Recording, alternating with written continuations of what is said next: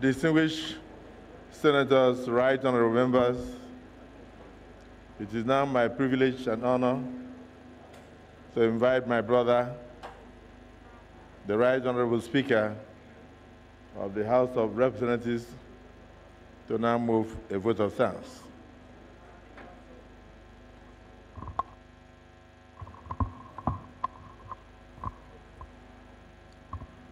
The President of the Federal Republic of Nigeria, Senator Bola Tinubu, GCFR, the Vice President of the Federal Republic of Nigeria, GCON, Senator Kashim Shettima, the President of the Senate, my good brother, Senator Gosul Akpabio, the Deputy Senate President, Senator Barrow, the Deputy Speaker, Raul Benjamin Okazikalu, the Secretary to the Government of the Federation, Senator George Akume, the Chief of Staff to the President, Right Honorable Femi Gbajabiamila, the leadership of the Senate and the House of Representatives, the Chairman of APC, Governor Abdullahi Ganduje, the entire cabinet of Mr. President here present,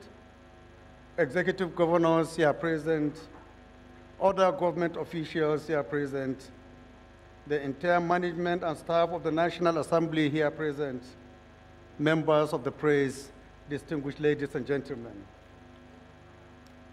On behalf of the National Assembly, I express sincere gratitude to Mr. President for taking time out of the grueling demands of his office to undertake a time-honored democratic tradition of presenting and laying the budget estimates for the year 2024. Your presence in this hallowed chamber, Your Excellency, is indeed historic, not only because it represents your first address to the joint session of the National Assembly as the 16th President of the Federal Republic of Nigeria, but also because it represents a homecoming for you. By undertaking this important constitutional responsibility, you have continued what you started at your inauguration on 29th May 2023. All your actions since then have been bold, decisive, and purposeful. They indicate your resolve to make decisions that may be hard but necessary to remedy past errors and put Nigeria on the path of economic recovery, security, and development. We commend you for your courageous and determined leadership. Your Excellency, sir, your administration's renewed hope agenda is the philosophical foundation of the legislative agenda of the 10th House of Representatives. We have developed a detailed roadmap to ensure that the legislature supports, promotes, and oversees the strategic objectives of this government. A major thematic area of our agenda is economic growth and development. We recognize the role that Parliament plays in shaping the economic trajectory and the role that we play in influencing economic development. Towards this end, the National Assembly will support the government policies and programs targeted at alleviating poverty, economic restructuring and diversification, as well as social sector reform and developments. For the first time in our legislative history, the 10th House of Representatives created monitoring and evaluation committees to ensure effective implementation of the budget and Mr. President's 8-point agenda, among others. I'm happy to report to Mr. President that the legislative agenda was on 4th November 2023 unveiled to the Nigerian public through the distinguished chairmanship of the Senate President, distinguished Senate President Gosul Akpabio. Mr. President, it is a well-known fact that millions of our constituents are living through incredibly difficult times. For this reason, they also look to your own administration to provide quick and sustainable solutions.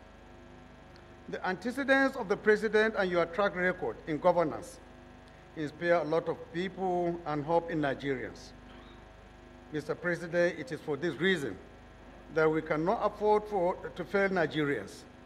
If anyone can change the road and chart a new course for Nigeria, it is emphatically you. I have no doubt whatsoever that you can measure up to the expectations of Nigeria through your visionary leadership and commitment to the National Assembly. Accordingly, the budget laid before us today should not be seen as a mere financial document, but a reflection of our collective resolve to address the most critical needs of our long-suffering citizens. In order to promote economic growth and development, the 2024 budget should prioritize social welfare programs to help reduce poverty and inequality. Equally important is job creation and youth empowerment in view of the large and ever-growing youth population. Failure to do this means failure to invest in our future. This budget must also prioritize investment in education and healthcare, which is critical to human capital development and a more productive workforce. Infrastructure development is another critical area of importance, which is crucial for economic growth. The biggest challenge, however, is balancing these priorities within the constraints of available resources.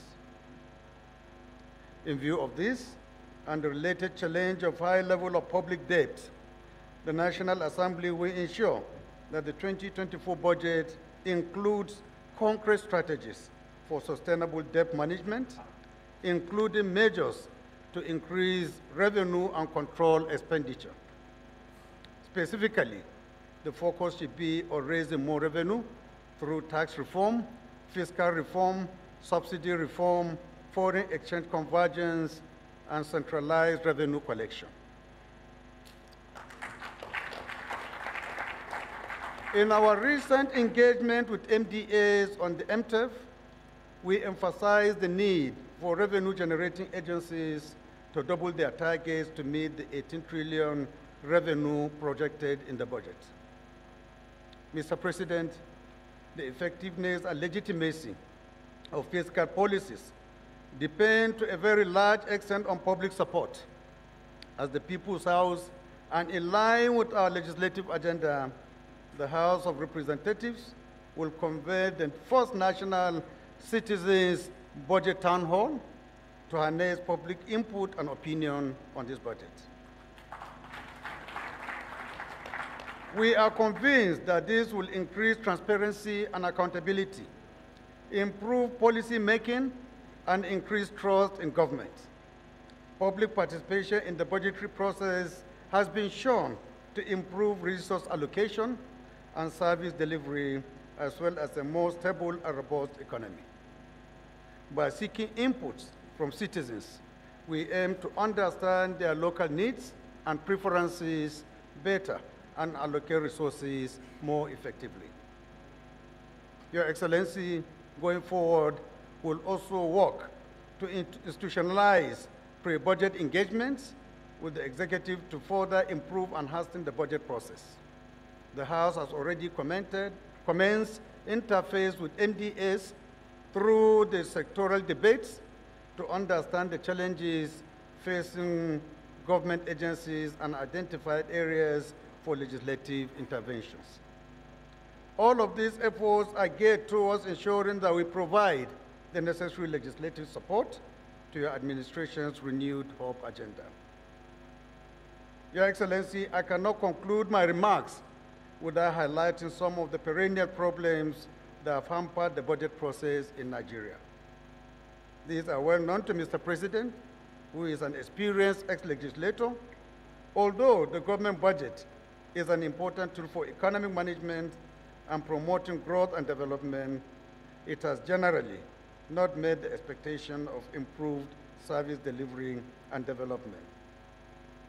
This has largely been due to challenges relating to budget enactment, budget implementation, and budget oversight.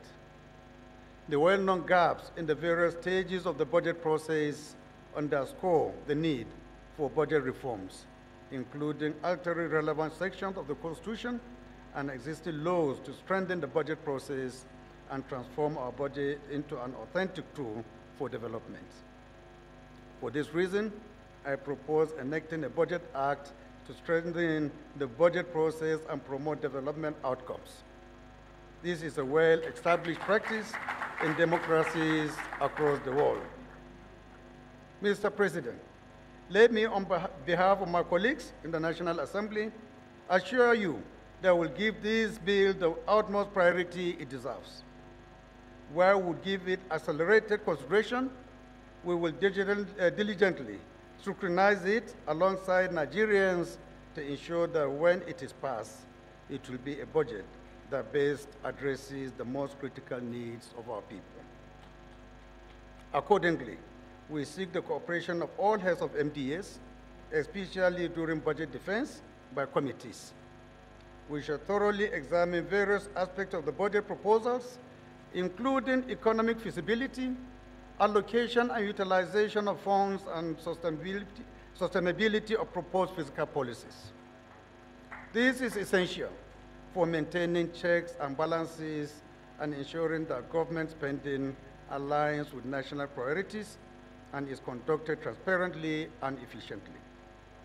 Therefore, I urge all stakeholders to approach the deliberations on this budget with a sense of purpose and commitment to national development. Distinguished senators, honorable members of the People's House, we must proceed with the huge task ahead. The next couple of weeks will be tough and demanding for us, but I do not doubt our capacity to effectively and speedily discharge our constitutional mandate. We must ensure that the budget, when finally passed, meets the expectation of the people we represent. We must equally follow through the implementation processes through our various oversight engagements. Mr. President, let me conclude by a short vote of thanks. My short vote of thanks by once again thanking you for undertaking this important exercise of budget presentation. To the National Assembly, I wish to categorically express the assurances of the 10th Assembly to work with you to ensure that you succeed and also Nigeria succeeds. Thank you, and may God continue to bless the Federal Republic of Nigeria.